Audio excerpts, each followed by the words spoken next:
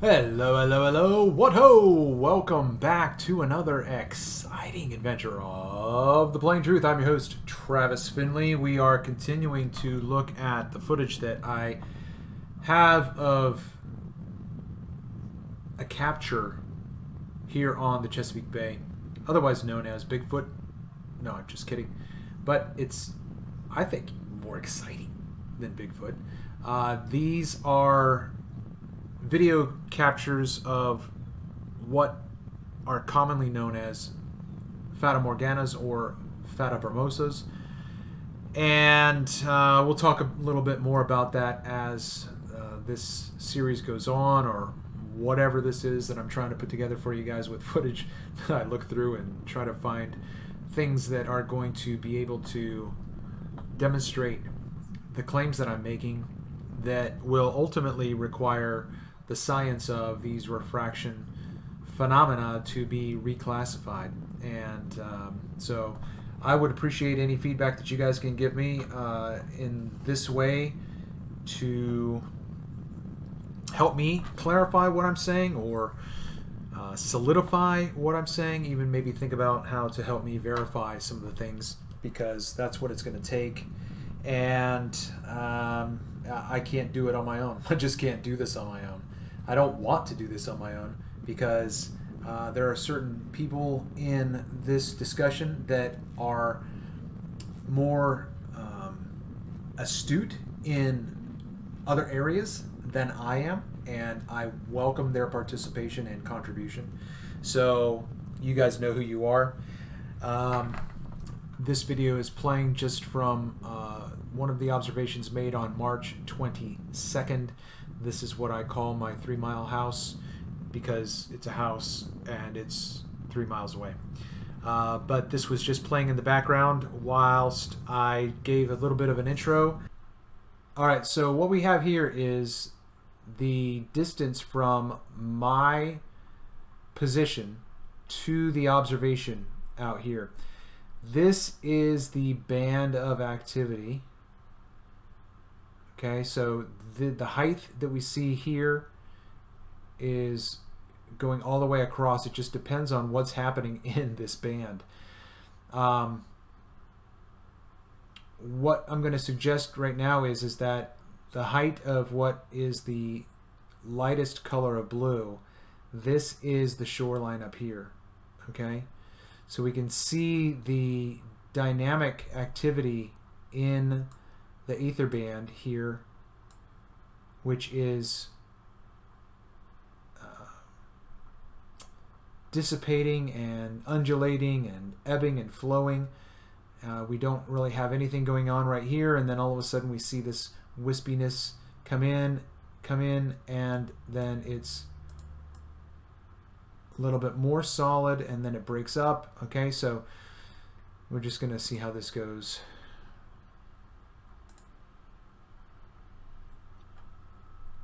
We can see it breaking up. Okay, so what I'm going to suggest here is that as we move from left to right, right here, this is reality here. This is water. You see this water? There's nothing unreal about this water. This is water that is in the band of activity, and that band is breaking up here, dissipating. Okay, but we have the landscape here behind it. All right, so here, this is a lot like the platform grace that we've seen before. This is the mirage. This is simply a refraction phenomenon. It is not a mirage, because this is the water, right? This is the water, this is the water, this is the water, this is the water. Water is right here, and the mirage, then we see the mirage breaking through here. Okay?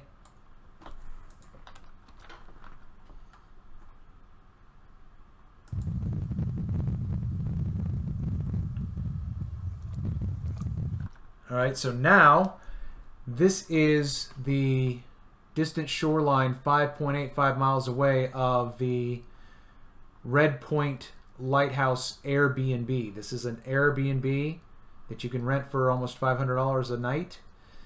This little narrow rectangle splinter is the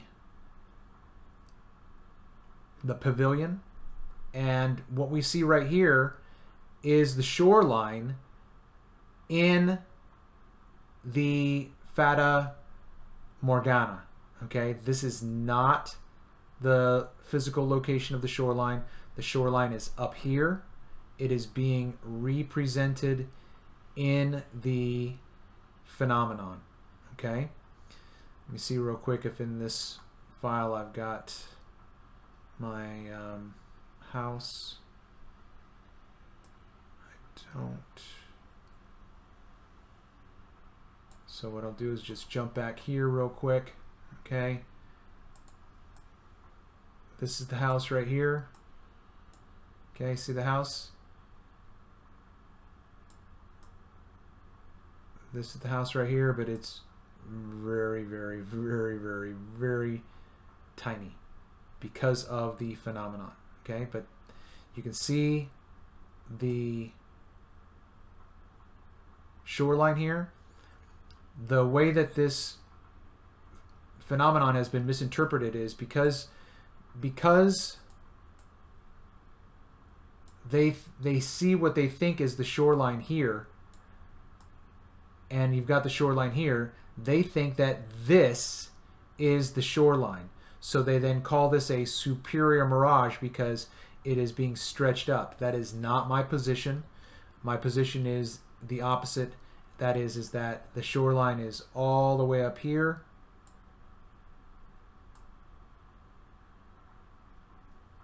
and that what we see below the image is the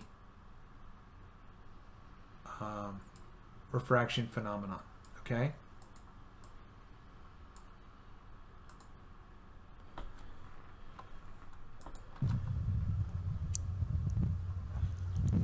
I'm just going to let this play because it's important to just take in everything that we're seeing here, and I might be able to see something more as this goes on. But all right here, this is where the houses are. Okay, the houses are not down here being stretched up here. This is just like when we see this phenomenon dissipate and break up, this is not going to drop down because this was stretched up. Okay, the phenomenon happens in the air over the water here. Okay, this is not a vertical image. This is along the x-axis.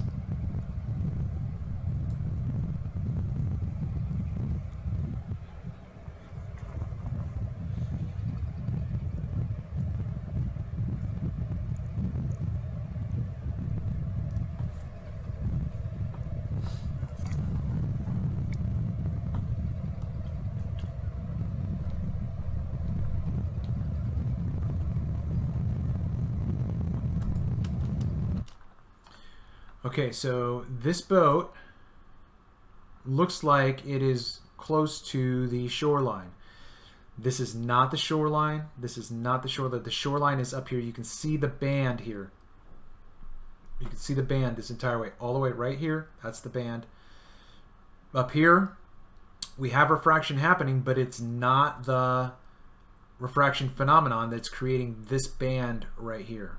Okay?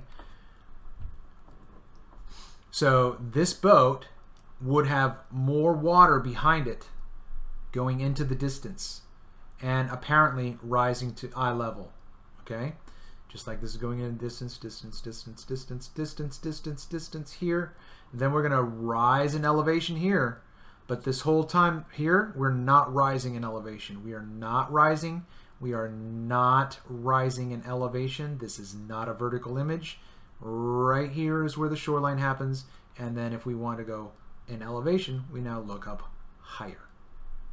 Okay?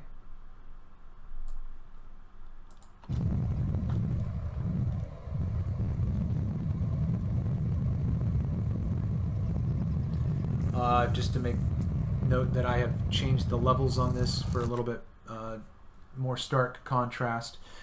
All right, in a moment you're going to see a still panel come down here. I took four panels of this water tower all the way down to the shoreline when we had a clear line of sight to the shoreline.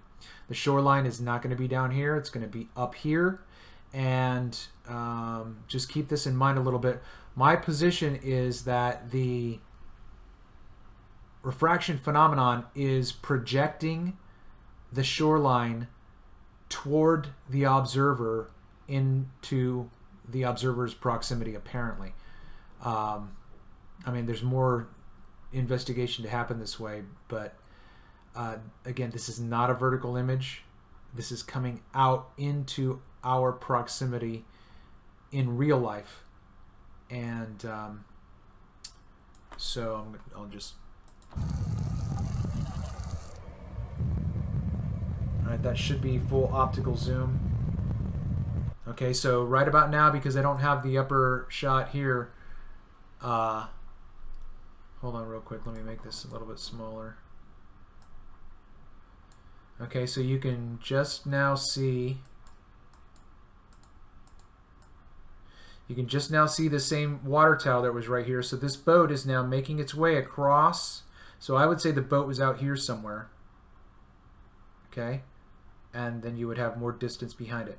But here you can clearly see the line of the shoreline. Now, when we get right here, you're going to see these sections of dark and then light brown and then dark and then light brown and then dark and light. That is the shoreline with intermittent shrubberies. You know, that's all I can say. I've never been over here, but the light part looks to be sand, and then there's a dark part, which to me could very well just simply be bushes and shrubs. Okay, so just take that for what it's worth at the moment. And here we go. All right, so now you can see when I was sitting here on this day, these images were taken last week. This image is taken on March 22nd, and when I looked up and saw this is what I normally see. I normally see a very acute presentation of the shoreline when there is no inferior mirage going on. Okay, but this is a direct line of sight down to the shoreline here. So this right here is somewhere in this shoreline area, but very acute and very small. So this is much, much larger. You can imagine when I saw this, I was very impressed by it, but I wasn't fooled by it because this is not the way it normally presents itself. Now, the difficulty in this image is in what has happened to these buildings here. I have other images where I can show you shots of these buildings, but we can't see these buildings very clearly. My position is that they are up right here in this angle, tightly compressed, absolutely tightly compressed. And we'll see as we go through these observations, demonstrations of the line being so tight that you can't distinguish what's happening there. So, but you can see what I meant by these intermittent stretches. I don't know what these are. And then this looks like beach, this looks like beach. So I'm just calling these possibly, some sort of foliage or whatnot. But this is being magnified and extended out. So here it is physically, and in the Mirage, it's being extended out here somewhere. Okay, so this is not a 90-degree image. If we could wipe this away, we would see water all the way to the shoreline, which is something I've been saying for 2 years at least.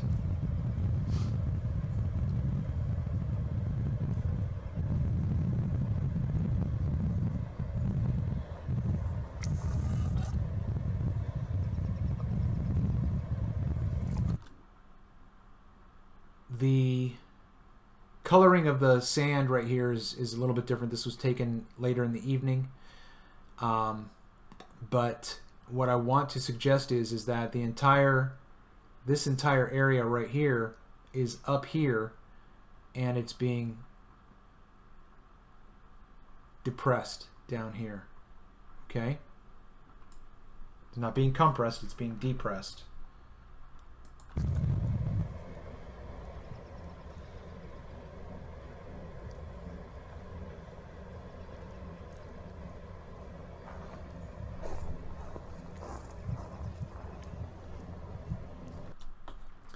All right, so now what we have here is this tree right here is this tree right here. There's a car parked right here by this tree. That tree's right here. And you've got this little grassy area with the beach below it. And this is all right here. Okay, so this is being depressed down. This is an inferior mirage. This is not. This is why the Fata Morgana and the Fata Bermosa have to be reclassified. This is not going up. This is going down and out. Apparently down and out. Okay?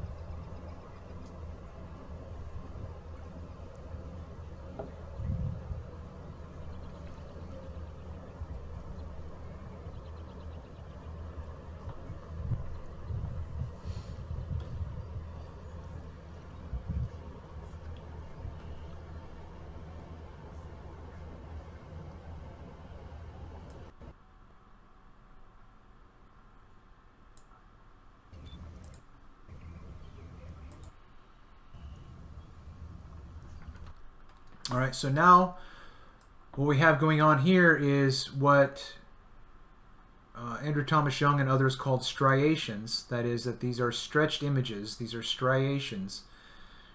But again, these are being stretched down, okay? Because this is where the more stable erect image is, and everything below it is being depressed down and out into the distance, even though it apparently looks to us like it is a straight line up and down, right? It's a vertical image. No, it is not. Okay? All right, so what I'm going to do right now is just bring up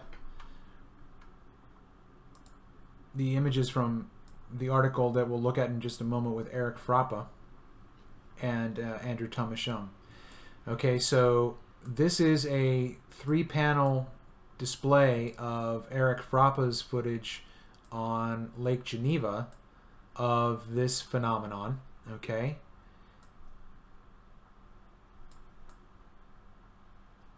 The top image gives us a more stable image, okay?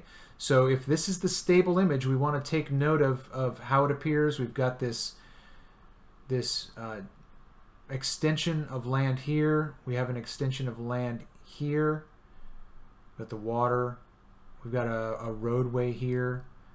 We've got this shoreline here. Okay. So what I'm going to do just by way of contrast is to show you that up here is the shoreline. Okay, so we're going to put the shoreline right here. Okay, or not the shoreline. I mean the this is the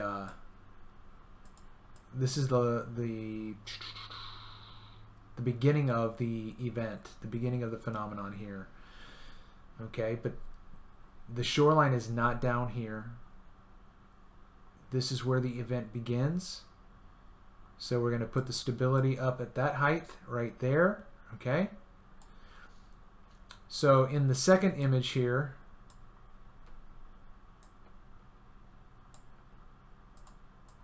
we start to see instability in the middle, and down here, right? See here, you've got no instability. Here you have distortion. Now, again, we don't know the time marker for this, but there's not a boat here. There is now a boat here. Here, there's a different boat. Okay. So, if we're going to put the stable image up here, where there's the land, then we're going to have to do that again here, okay? So that below this image we've got activity because this boat is distorted and this land is distorted. Even though above the land here we have distortion here, that's not what we're really concerned about because of the phenomenon that happens at the shoreline. That's what my concern is. Although the others are interesting aspects. Okay, so I'm going to bring this back up. Again, we're keeping the shoreline here. Okay, so here's the shoreline again. We have massive compression, right? So let's think about this for just a moment. If I showed you this image and then showed you this image and asked you which image is farther away,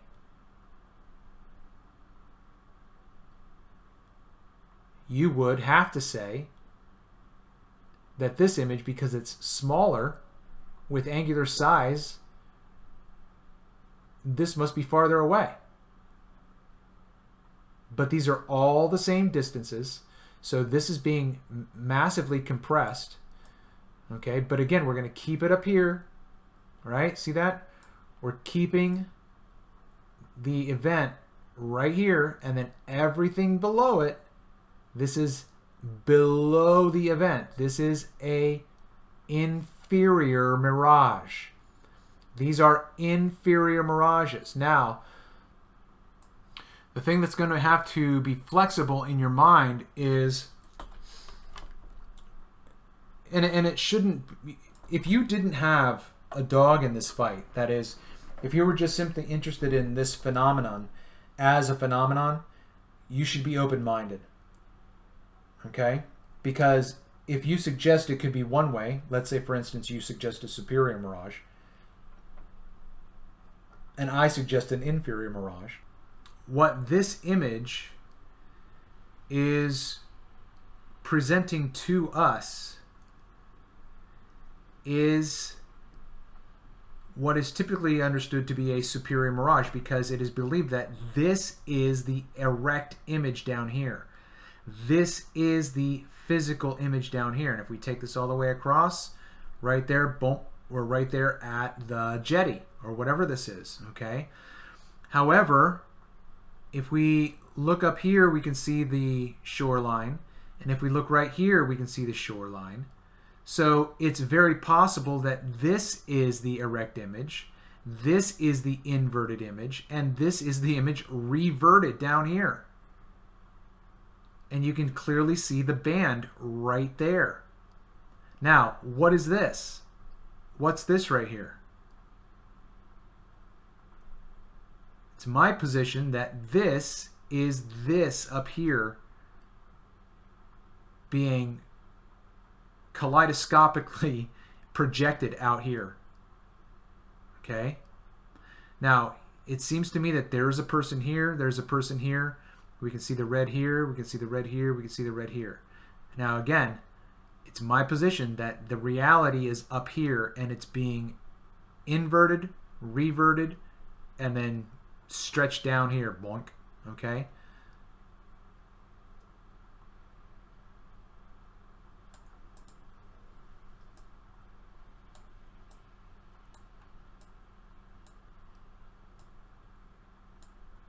Again, this is the reality up here. This is the reality up here. Right there. Okay? And this is the reality right here. That means that everything that's down here is the apparition. This is an apparition. Everything below this physical boat here, apparition, apparition. So that if we sent a person out to this location and then waited for this phenomenon to disappear, that person in the boat here would stay here, and this image would then go back up to right here, back up to its rightful place, and you'd have two different boats in two different places.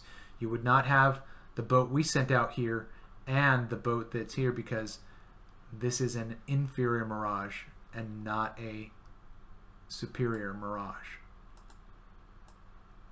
Okay? So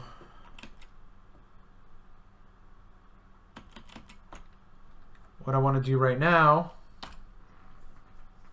is try to apply this same idea here with another image. This is a different perspective. Actually, I think this is image of Montreux, Switzerland. I'm guessing that this is still Lake Geneva, just a different observation. Okay? So, up here, this is the shoreline. This is the shoreline. This is the shoreline here. Now, this, of course, is easier to see because it's closer to us. But the point that I'm trying to make is that the shoreline is up here, and all of this activity is apparently below. This is not a 90-degree angle. Okay, this boat, again, this boat is just like this boat.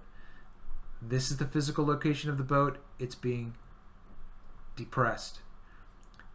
You can even see the band right here. This is the physical location of the boat. This is being depressed. This is what I mean when I say all mirages are inferior mirages. This is an inferior mirage. This is an inferior mirage. This is an inferior mirage. This is an inferior mirage. Okay, so to be clear, I'm not talking about shenanigans that are happening up here, over here, or whatever. That stuff still needs to be analyzed, but I'm talking about these observations that I'm making and can correlate and corroborate with the footage that I've taken. Okay, so now I'm going to bring this up here. Here's the shoreline again. All right, shoreline is up here, shoreline is up here. All of the activity is happening below. This activity is happening below. Okay, this is, let me do this.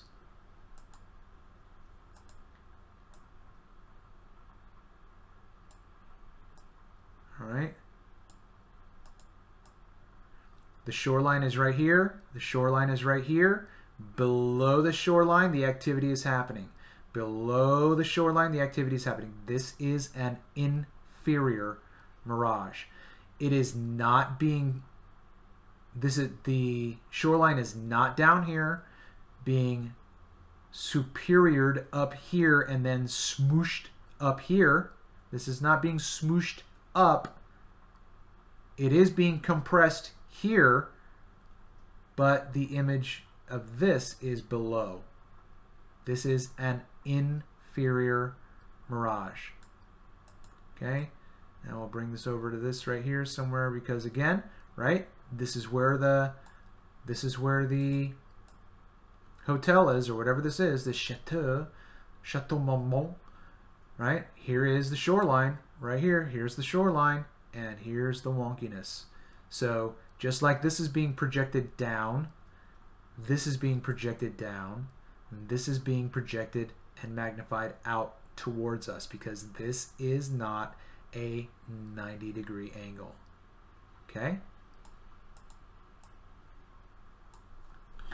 All right, so I read through a bit of this earlier today, didn't take any notes, so I'm going to go back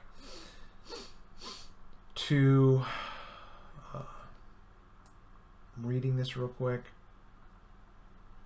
just to give us some correlation. Let's see. Okay, well, I'll just do this. We begin with a view of Montreux, Switzerland.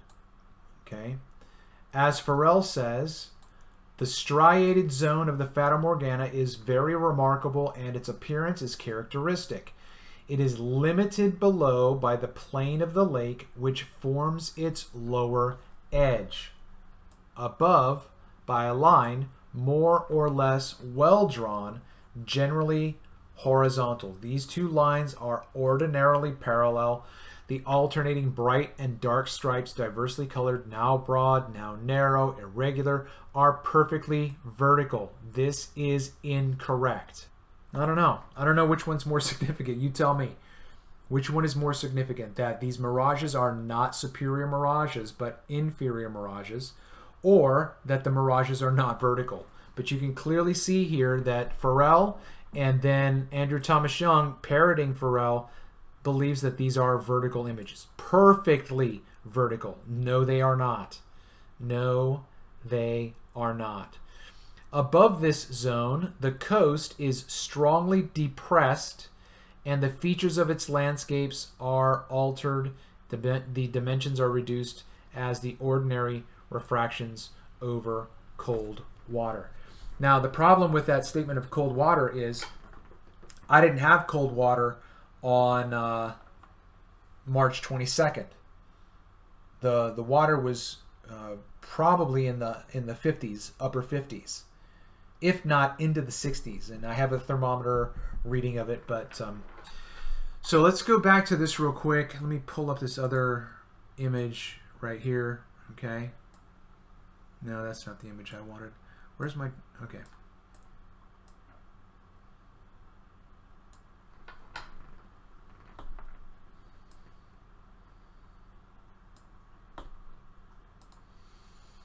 All right, here we are back again. I'm going to try to do this again with this insert walking us through the typical Fata Morgana. Okay, we begin with this is the view of Montreux. We begin with the view of Montreux. This is about 29 kilometers away.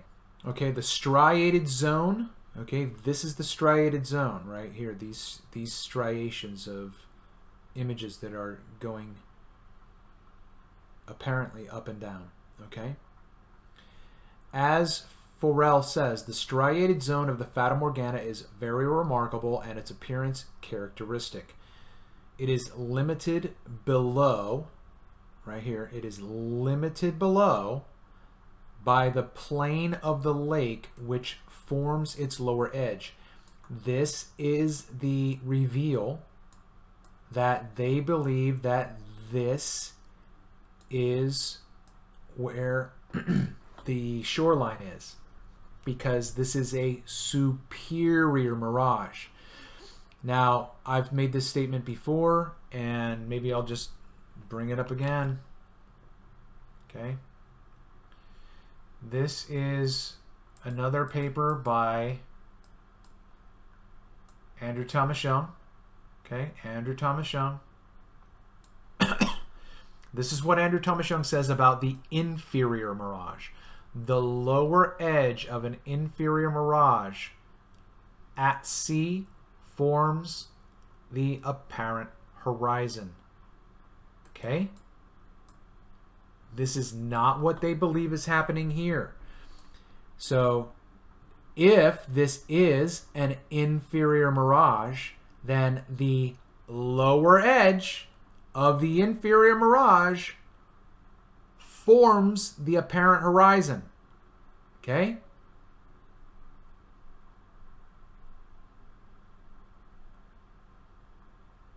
This is not what they believe. They believe that this is a superior mirage. So they believe that the limit is up here. They believe the limit is up here. Okay? The Fata Morgana is limited below by the plane of the lake. No, that is incorrect. This is incorrect. Okay? These two lines are normally parallel. This line up here, this line down here.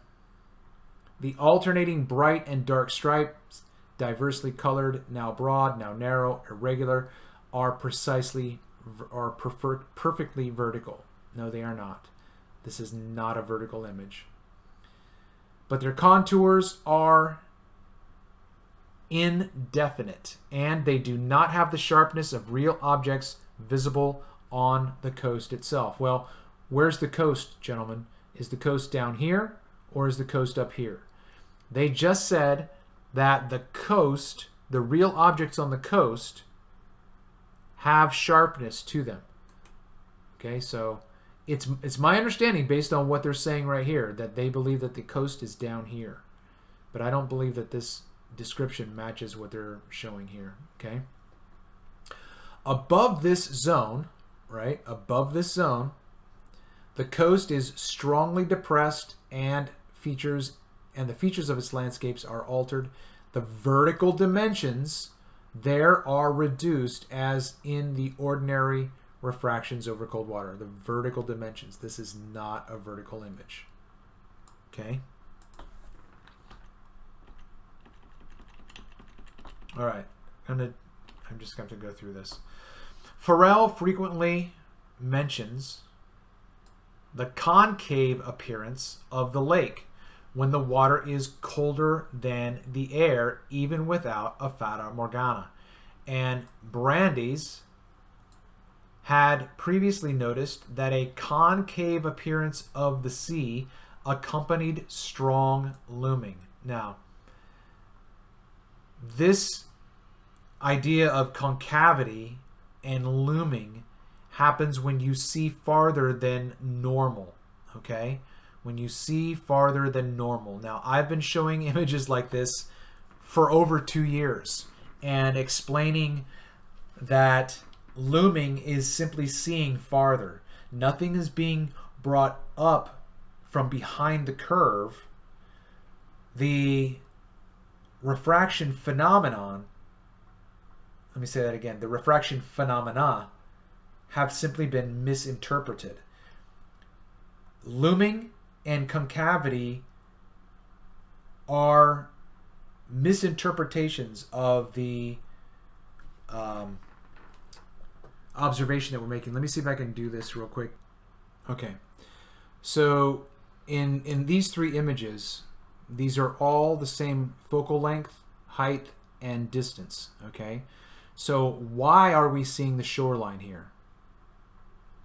In the world of a globe Earth, this shoreline is, let's say, see this, I'll just say this building, okay, because we might not know what it is. This is a house right here.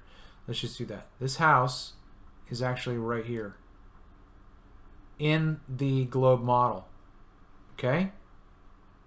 So we can't see it here because it's behind the curve.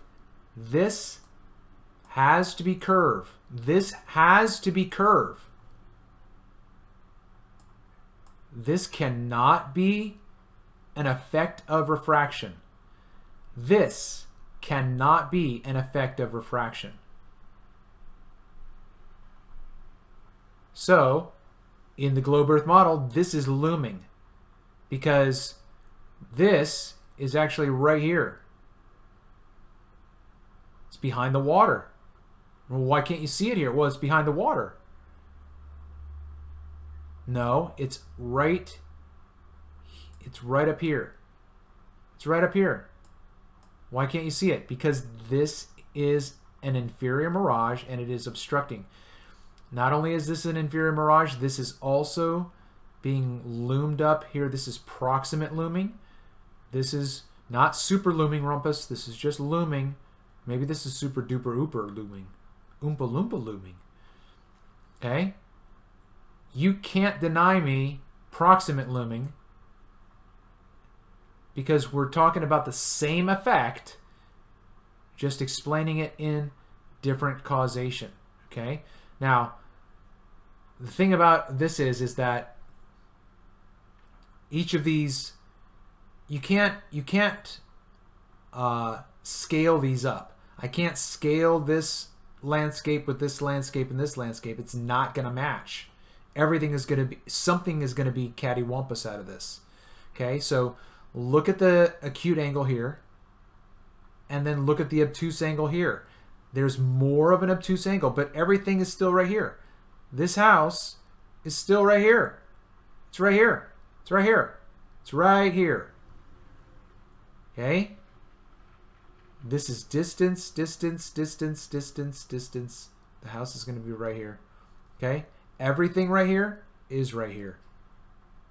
Anyway, this is what is normally attributed as concavity and or looming, because it appears like the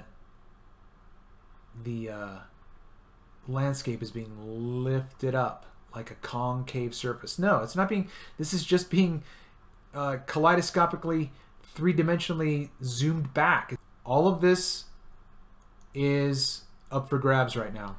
Okay, I am the one calling this out, and it's only going to be satisfied with an intense commission in terms of investigating this. Okay, so I know that this is getting a little bit long, so I'm going to try to wrap this up real quick. Yeah, real quick, whatever. Okay, the concave appearance is not obvious in figure 1, but can be shown using the sailboat. Okay, so here we go. Figure 1, using the sailboat. So he believes that this is a demonstration of concavity. Up, right? Concave. No. Concave. No.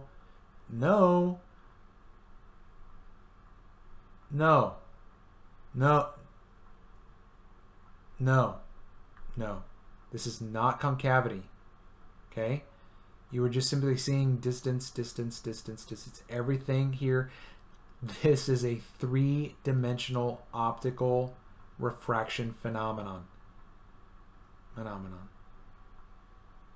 Okay, let me go back down and just read it again. The concave appearance is not obvious, but can be shown by using the sailboat, because we know the sailboat's dimensions. From the known scale of the image, we find that the boat is 2.3 kilometers from the camera. Now, okay, what he's done now is he's pulled a mathematical wizard trick on us and said, because we can scale this, we know how tall the mast is, we can scale this, this is 2.43 kilometers. How did you verify that? Oh, I just did the maths. Great, I'm glad. I'm glad you did the maths. Thanks for doing that. How did you verify that this boat was 2.43? Now, he might be right, and I would shake his hand. Great job. Good. Appreciate that. But the only thing he has to offer us right now is maths. Okay? We know the sailboat's dimensions. The length of this mainsail is 7.6 meters. From the known scale of the image, we find that this boat is 2.4 kilometers from the camera. That is all done by maths. Also, the apparent horizon at the lower edge of the striated zone is 7.2 arc minutes above the boat's waterline. See, I think that this should be vertical, not horizontal. So I think what he's saying, if we turn this vertically and put it right here and then dropped it down here, then it would be like the 7 point whatever. I don't know. This is why I need other people like Gleam and Data. Need you guys, man. Okay? If the lake surface were flat, the dip of the water line would be 6.2. See, this is all maths. This is all maths. As seen from the camera height. So the apparent angle between the boat's waterline and the far shore would be 5.7 arc minutes. So the lake appears to be concave. Not to me it doesn't. Not to me it doesn't.